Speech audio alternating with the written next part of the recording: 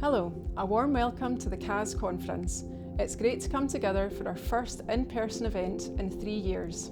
I am sure you know that like our CAB colleagues, we support some of the most vulnerable people in our society with energy-related problems. Over the past few years, we have all faced challenges that would have been unthinkable 10 or even 5 years ago. From the pandemic and lockdowns changing how we work, to the collapse of energy suppliers across the energy market, to the present cost of living crisis, the EHU team, just like you and your teams, has faced demand and challenges like never before. And just like Bureau colleagues across the network, the EHU has risen to those challenges.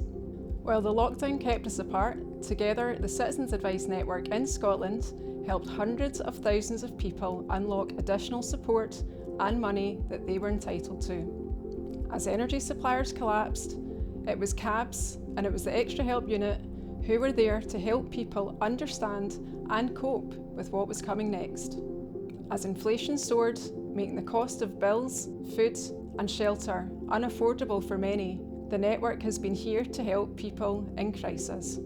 This conference is an opportunity for us to take stock and reflect on the past few years and consider what comes next for our network, our continuing success and our future.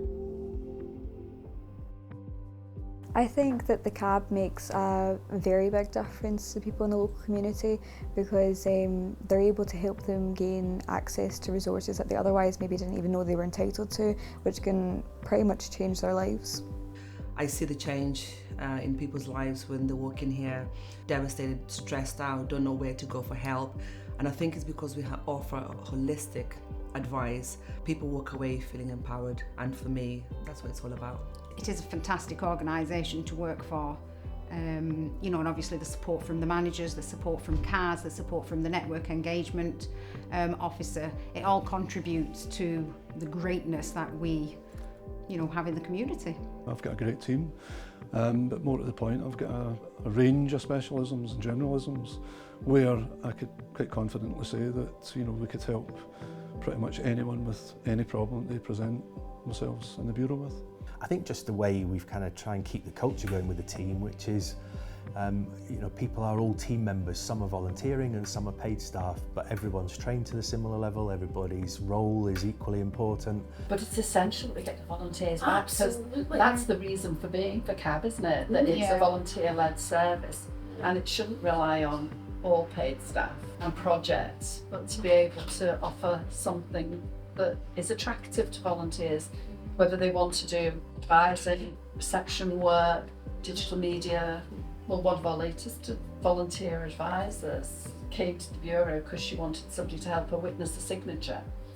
And it turns out she was a solicitor who just retired to NAIR, and she's now a qualified advisor with us because she wanted to meet people. She said, I don't know anybody here to ask to sign it, to witness the signature. So we did it for her, and she stayed with us, which is great. Nationally, the network's excellent. It's very, very supportive. Also throughout the network, any project you're thinking of doing, or somebody will be able to give you a heads up on it, or tell you how to start it, give you an idea how it would work. So that's invaluable. Because each bureau is a standalone bureau, but having that national support there really makes a difference. No, absolutely. I'm proud to be part of such a brilliant organisation, trusted, respected, valued by most people. Most people know Citizens Advice.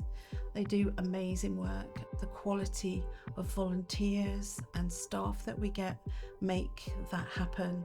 We're all in it for the same reason, to try and make life better for individuals. And I think I'm just proud to be part of the organisation.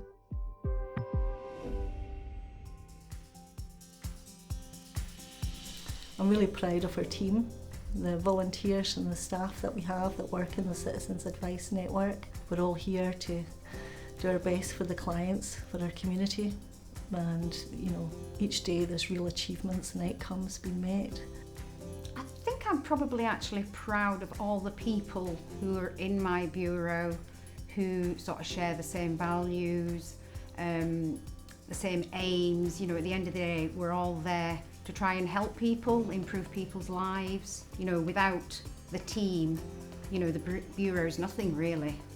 Developing people and seeing people coming through as volunteers, then growing into, you know, permanent members of staff has been an achievement in itself. The fact that people can come in, sometimes looking very worried, sometimes in tears, but go out actually with a sense of relief, with a smile, and feeling that they are a step closer to a conclusion, and that they can actually feel that they have empowered themselves, that they can actually start to help themselves rather than just a sense of hopelessness.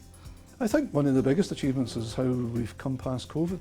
COVID was a shift change for everybody, where we had this model of people coming into the Bureau waiting for ages to be seen.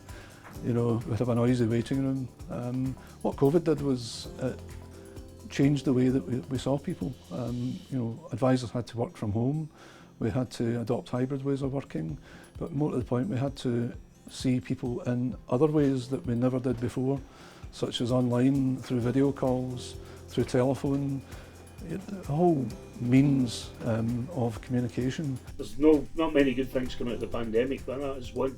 You know, that's made us just change the way we do our business and make us more available to people online or through other means. You know, the biggest kind of pride that I get is just seeing what an amazing team they are, and the effort they put in and the sheer passion they bring to what they do. And you know, just how much they care about the people they're meeting and the help that they can offer people during the week. I started off as a volunteer. I'm 58 now, I'm still here. Wouldn't leave, love it. Love it. It's like a family, it's a family environment, and I really, really love it. You've got all different age groups, and that's what I love most about it. Going out the door at the end of the day knowing that you've made a difference to somebody's life, especially in the current climate, you know, the way things are with people, like people are really struggling. So to think that you could help them in even a small part is really fulfilling, yeah. I'm hoping that the services are going to expand even more and become especially available in the evenings. I know office hours are very restricting, and I know that there's some people who could benefit with the services, but they're either working. And so to be able to offer services in the evening a little bit longer, I think would be for me, it would be great. I'd love to see individual cabs be able to afford more people on their staff so that they're able to help more people in their local community. I feel the communities need it.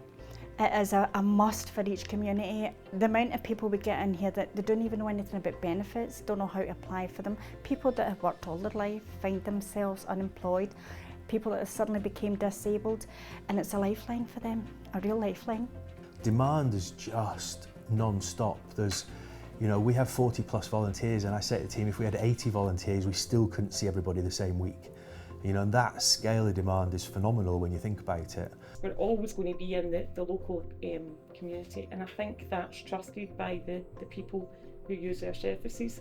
Well, just to help the community even more than we do at the moment, you know, more projects, if we could help with that. We've now got the hub next door, which is offering the ability for people without computer experience to come in, because more and more of our benefits are going online. So we can guide them through using a computer, and maybe they can then go home and do it themselves.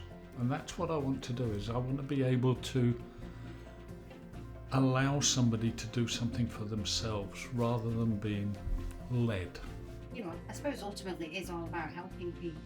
To make a difference. To make a difference in other people's lives, yeah, exactly that. But that's what we do. It's true. Why we're here, really. Listening to our colleagues talk about their experiences and hearing about their dedication and commitment to helping people is truly inspiring, and it's why we are all here. But we all know there's still lots to do. As we come together, let's celebrate our network and our success and talk about what our future holds. Enjoy the conference.